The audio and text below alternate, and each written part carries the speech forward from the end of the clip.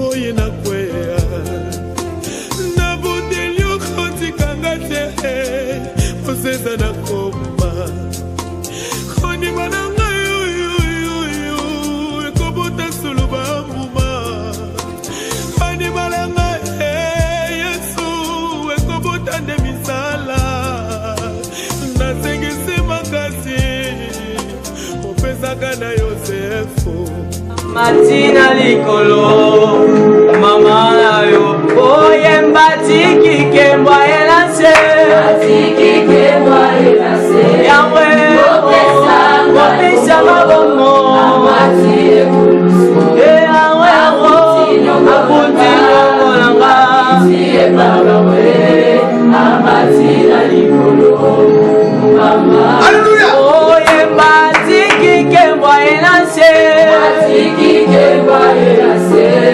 opesanga momo amatile kulusu akutino kolanga siye baba we amatina likolo mama oh atiki kembwa elase opesanga momo amatile kulusu akutino kolanga akitie baba we amatina likolo mama oye mbatiki kembwa elase mbatiki kembwa elase opesanga momo amatile kulusu eawe akutino kolanga baba we amatina likolo mama oh mama yawe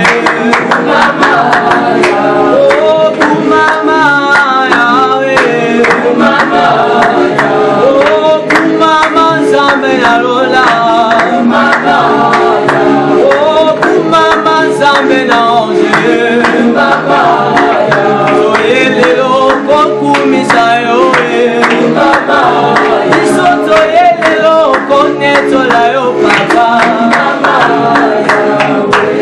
bien-aimé dans le Seigneur, je comprends ces sentiments parce qu'il y a quelqu'un qui avait cette impression quand Dieu descendait, c'était David. David poussé par l'esprit, il dit une chose: moi David, je suis dans la joie quand on me dit allons dans la maison de l'Éternel. Dans sa présence, il fait beau vivre. Donne-moi un amen. Alors, bien aimé, nous allons aller en vitesse. Nous allons prendre un passage de la Bible, 2 Rois, chapitre 4, le verset 1 à 7. 4, le verset 1 à 7. Une femme dont les femmes des fils des prophètes cria à Élisée en disant: ton serviteur, mon mari est mort. Et tu sais, un peu la voix, s'il vous plaît. Ton serviteur, mon mari est mort. Et tu sais que ton serviteur craignait l'Éternel. Or, le créancier est venu pour prendre mes 2 enfants et en faire ses esclaves. Élisée lui dit: que puis-je faire pour toi? Dis-moi, qu'as-tu à la maison? Elle répondit plutôt: ta servante n'a rien du tout à la maison qu'un vase d'huile. Et il dit: va demander au dehors des vases, chez tous les voisins, des vases vides, et n'en demande pas un petit nombre. Quand tu seras rentré, tu fermeras la porte sur toi et sur tes enfants. Tu verseras dans tous ces vases et tu mettras de côté ceux qui seront pleins.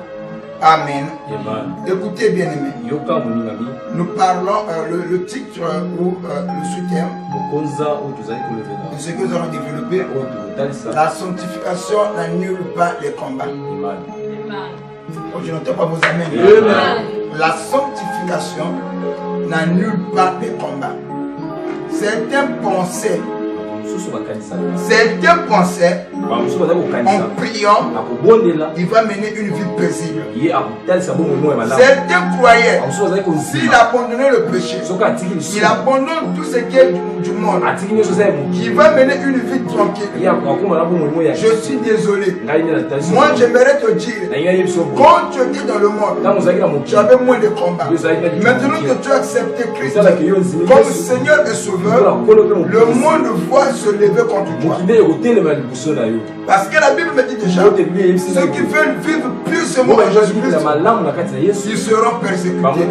Adonne-moi un amen. Donc la sanctification n'annule pas les combats.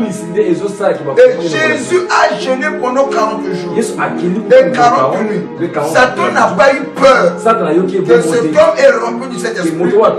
Cet homme vient de jeûner et prier. Mais Satan vient pour le tenter. Frère, combien de fois toi et moi, le diable va nous tenter, Satan va nous combattre, malgré la sanctification, malgré l'obéissance à la parole, malgré tout ce qu'on peut y faire, cela n'annule pas les combats. Mais une chose est vraie, les combats peuvent venir. Il y a une promesse qui nous protège. Mes enfants seront persécutés et non écrasés. Il y a une autre promesse encore, j'aimerais ajouter. Lorsqu'on vous combattra, l'ennemi viendra sur un seul chemin et s'enfuira par sept chemins. C'est ça qui nous rassure. Et écoutez, le passage que nous venons de lire, on parle des fils de prophètes. Et cet homme croyait à la parole. Il vivait la parole. Mais malgré qu'il croyait à la parole et qu'il vivait aussi la parole, il menait une vie de sanctification. Mais ce dernier était bloqué par l'esprit de la pauvreté. Malgré la sanctification, l'esprit de pauvreté n'a pas eu peur de la sanctification. Au point où monsieur là pour survivre, il devait s'endetter. Il devait emprunter de l'argent pour faire fonctionner son foyer. Jusqu'au point où il tombe malade, et les dettes que lui avait pris, il n'a pas pu payer cela. Mais la Bible dit que le créancier est venu pour dire à la veuve, et si tu ne me payes pas mon argent que ton mari m'avait emprunté, je prendrai les enfants de ton mari et pour en faire mes esclaves. Et suivez-moi très bien.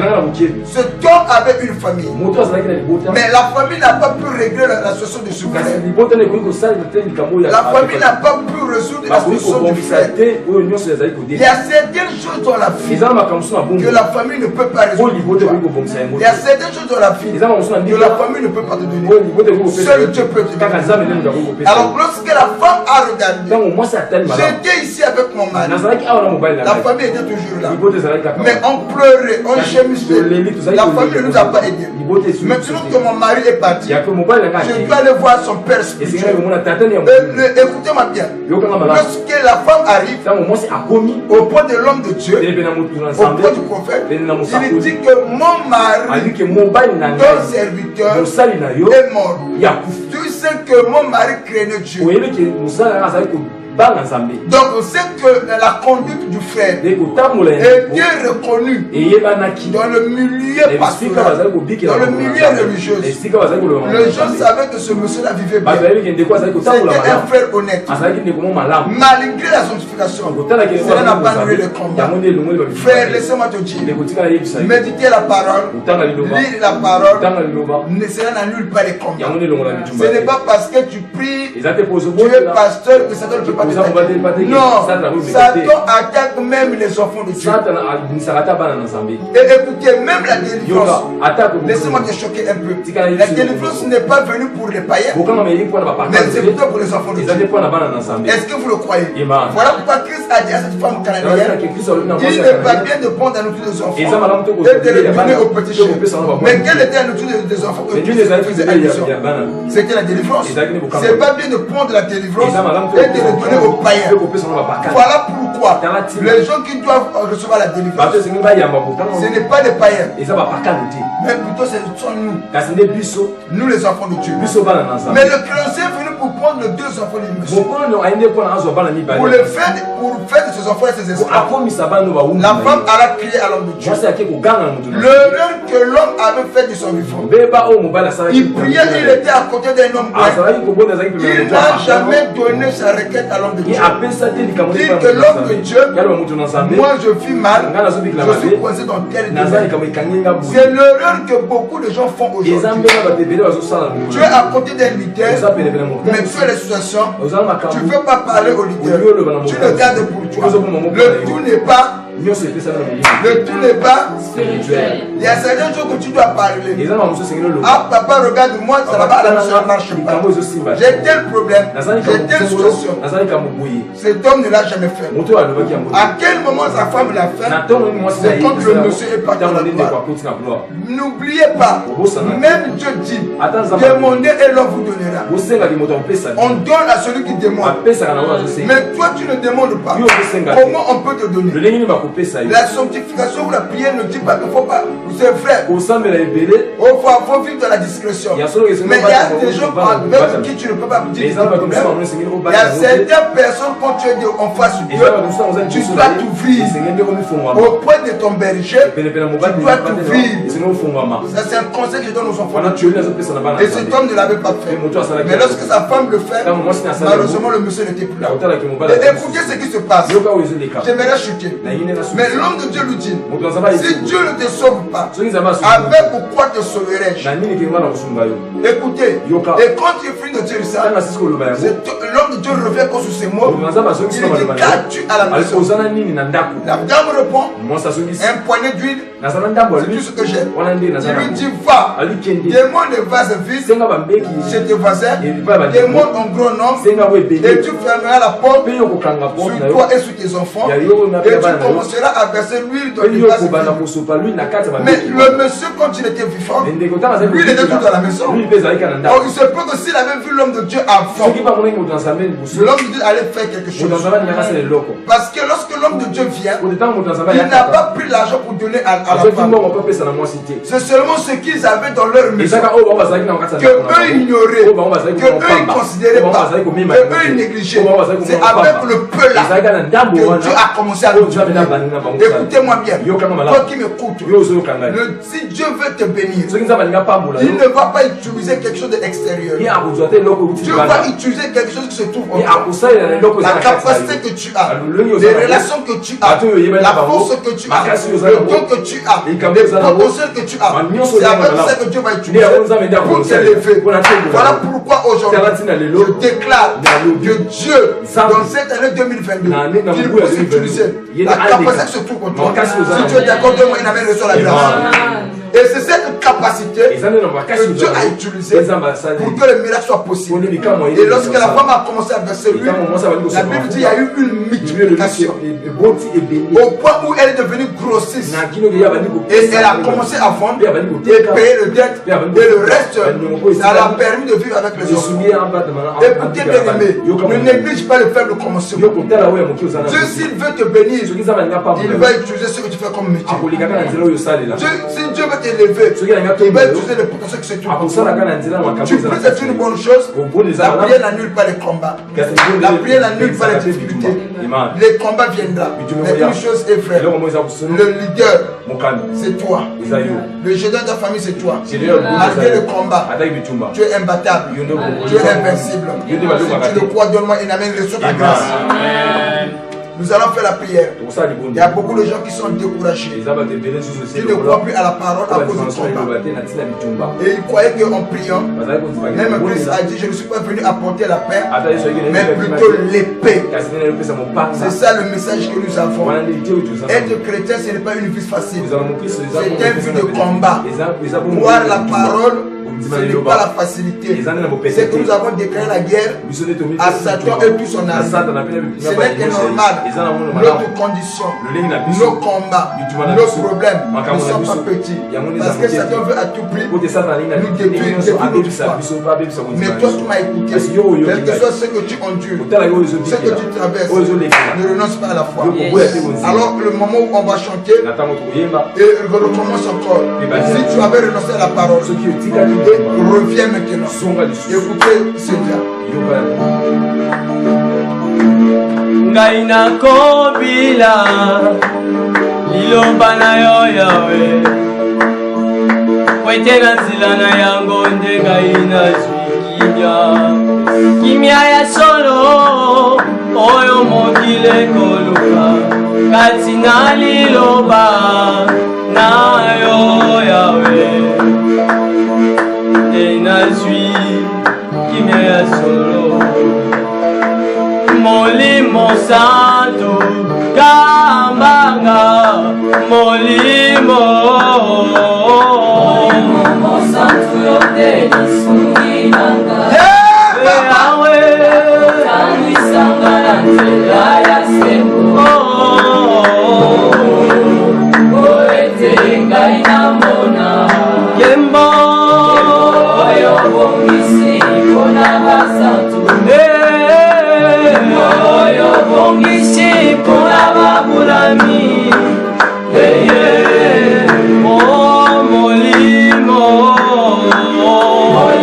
mosantu yonde lisungilanga yakotambwisanga ya nzela ya sembo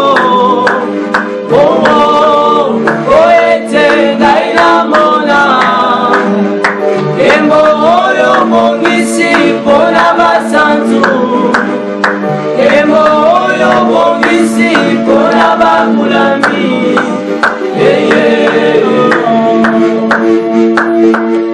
Écoutez, que Dieu te donne la force dont tu as besoin pendant le parcours de ta destinée. Élevons nos voix et prions. Alléluia. Amongeleki Kolo Yesu Itumba eye Makasi Eyawe Sabiote nanya kulungi. Écoutez, toi qui as écouté ces choses, que mon Dieu t'accorde le soutien dont tu as besoin. Malgré les combats, malgré les difficultés, ne renonce pas à la foi.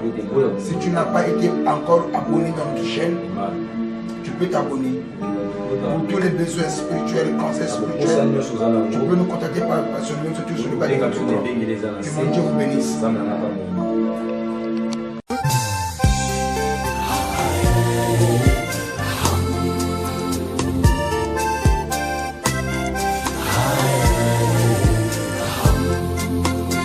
Esika tuuti eleki mosika pipa itokokende yawe nazomona